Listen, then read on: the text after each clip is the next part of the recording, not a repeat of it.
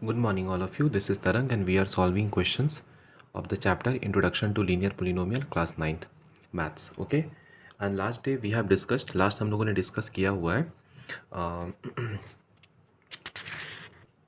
Exploring linear patterns, और इसमें हम लोगों ने जितने एग्जाम्पल्स है वो सारे एग्जाम्पल्स हम लोगों ने डिस्कस कर लिया है.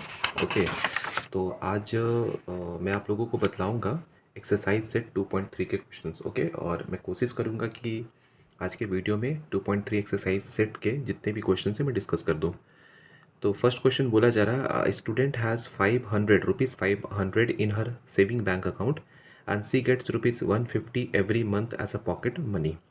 How much money will she have at the end of every month from the second month onward? And find a linear expression to represent the amount she will have in the nth month. Okay, तो करना क्या है, तो पहले से student के पास ₹500 है उसके बैंक अकाउंट में, and she gets ₹150 every month as a pocket money. तो धीरे धीरे क्या होगा, पैसा बढ़ता चला जाएगा. ओके, और क्वेश्चन पूछा गया है कि हर मंथ के लास्ट में उसके पास कितने पैसे बचेंगे. जब भी ऐसा क्वेश्चन आए सबसे पहले टेबल क्रिएट करना और टेबल बना करके सॉल्व करने की कोशिश करना. तो यहाँ मैंने दो कॉलम बनाया हुआ है, एक मंथ के लिए और एक अमाउंट के लिए. तो अगर फर्स्ट मंथ की बात की जाए तो एक मंथ के बाद उसके अकाउंट में कितना पैसा होगा, क्योंकि स्टार्टिंग में स्टार्ट करो जीरो से. ठीक है, तो ऑलरेडी उसके पास ₹500 है.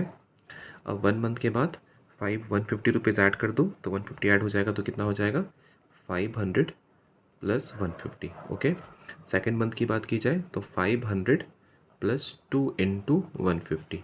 थर्ड मंथ की बात की जाए तो 500 प्लस 3 इंटू 150. ओके, और हम लोगों के क्वेश्चन में बोला गया है how much money will she have at the end of every month from the second month onwards. तो फ्रॉम द सेकंड मंथ मतलब यहाँ से स्टार्ट करना है. Find a linear expression to represent the amount. तो लीनियर एक्सप्रेशन की बात करोगे, लीनियर एक्सप्रेशन देखो 500 तो फिक्स है, प्लस नंबर ऑफ मंथ, और ये जो नंबर है वो दोनों सेम है. तो अगर नंबर ऑफ मंथ n है तो n इंटू 150. यहाँ पर n क्या है, n means number of months है. ठीक है, तो इसको थोड़ा सिंप्लीफाई कर लिया जाए तो ये 500 अपने प्लेस पर है, इसको लिख सकते हो 150n. तो ये बन गया linear expression. Okay, 500 plus 150n. अब इसमें देख सकते हो यहाँ पर जो n का कोफिशिएंट है ना 150, वो पॉजिटिव साइन के साथ है. ये स्लोप कहलाता है. जब भी कोई equation y is equal to mx plus C के फॉर्म में लिखा हुआ रहता है, तो यहाँ पर जो m है ना ये स्लोप कहलाता है. अगर m पॉजिटिव होगा तो जो ग्राफ होगा ये इंक्लाइंड होगा, और अगर m नेगेटिव होगा तो जो ग्राफ होगा वो डिक्लाइंड होगा. ठीक है, तो ये किस चीज़ को रिप्रेजेंट कर रहा है, ये ग्रोथ को रिप्रेजेंट कर रहा है. आगे क्वेश्चन में और एक टर्म ऐड किया गया है. क्वेश्चन में बोला जा रहा है लीनियर एक्सप्रेशन फाइंड आउट करने के बाद यहाँ पर find a linear expression to represent the amount she will have in the N month. Okay, बस यहीं तक है. अब देखते हैं इसके आगे क्या है.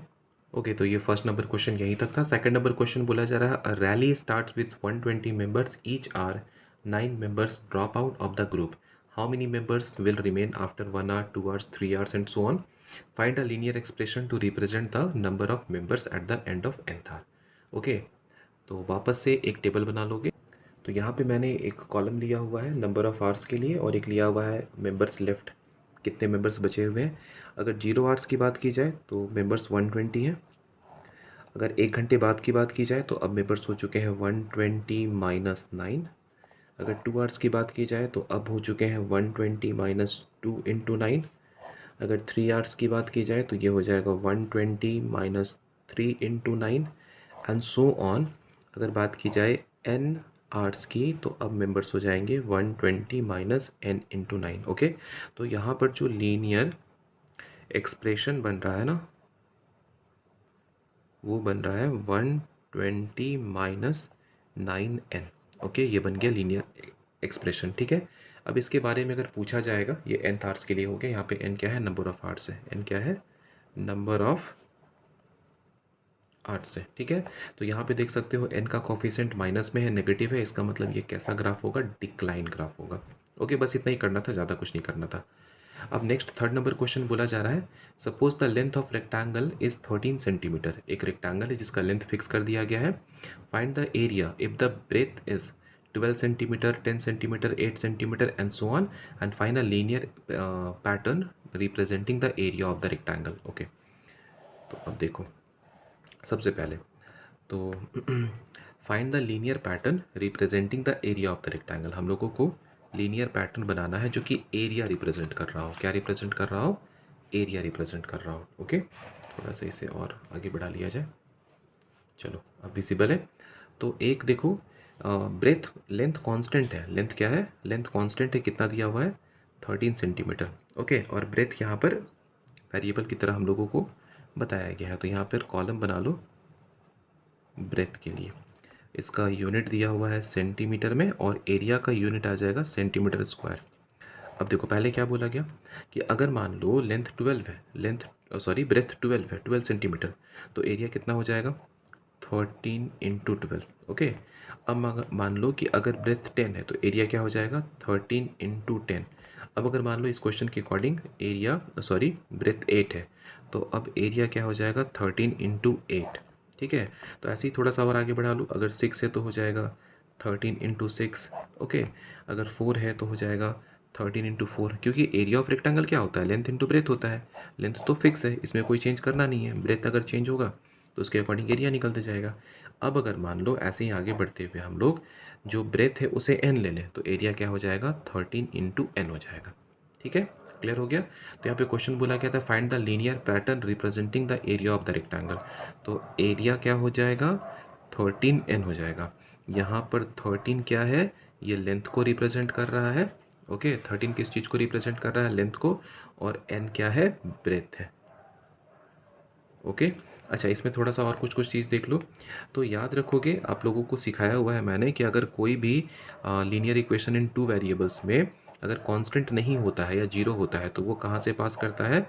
ओरिजिन से पास करता है। यहाँ पर देखो कांस्टेंट नहीं है, इसका स्लोप कितना है? 13 है। ठीक है, कांस्टेंट नहीं है तो ये कहाँ से पास करेगा? ये भी पास करेगा ओरिजिन से। ये ओरिजिन होता है जहाँ पर दोनों एक्सिस मीट करता है।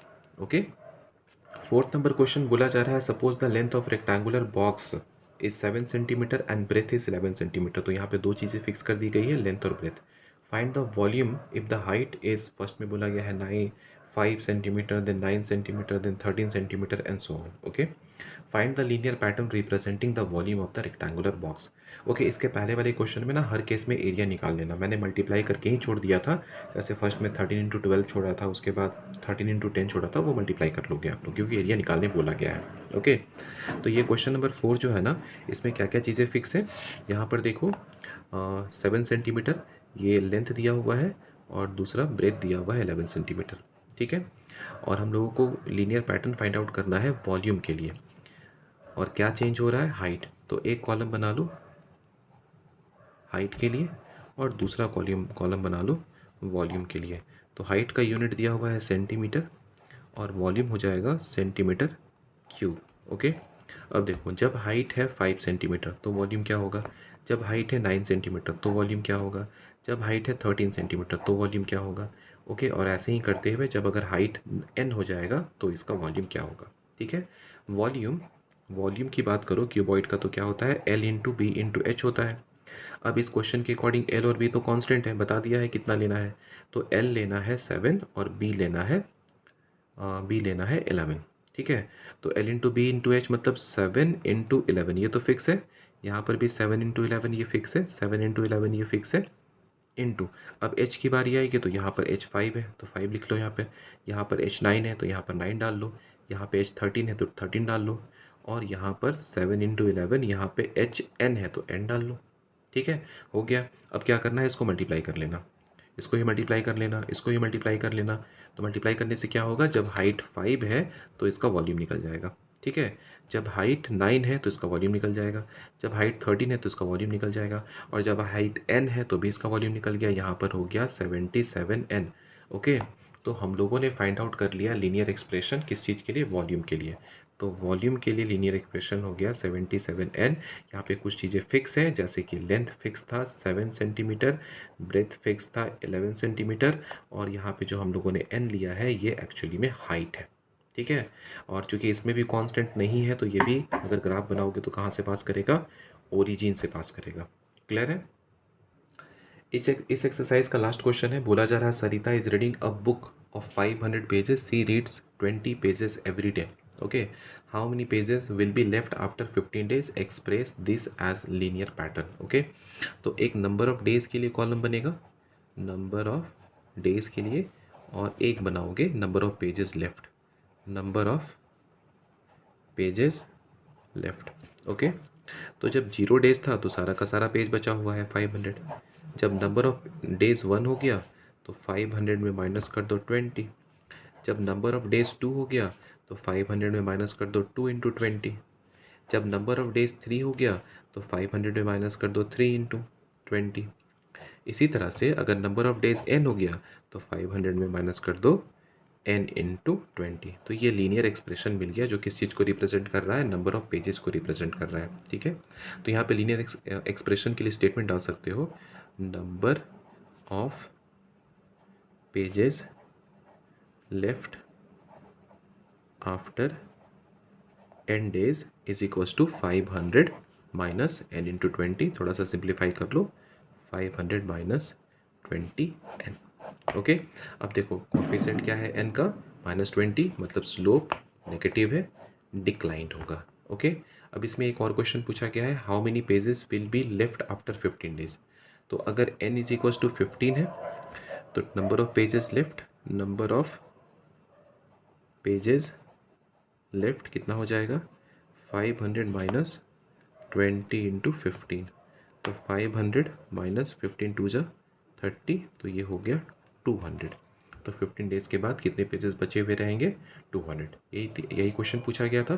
पहला बोला गया था how many pages will be left after 15 days, और एक और क्वेश्चन पूछा गया था express this as a linear pattern. Okay, तो नेक्स्ट वीडियो में मैं बताऊंगा आप लोगों को linear growth and linear decay के बारे में।